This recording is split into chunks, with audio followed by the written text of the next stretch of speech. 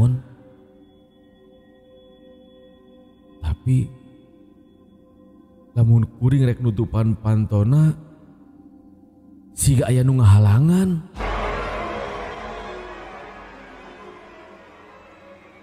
Kuring aneh.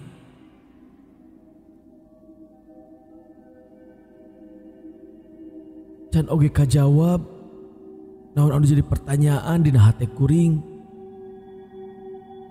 Ujuk-ujuk karasa bulu punuk kuring ting puringkak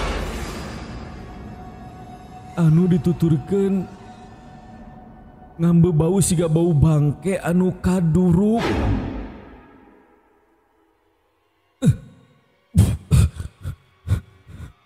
Kuring mimiti mundur tina pantoloteng kuring.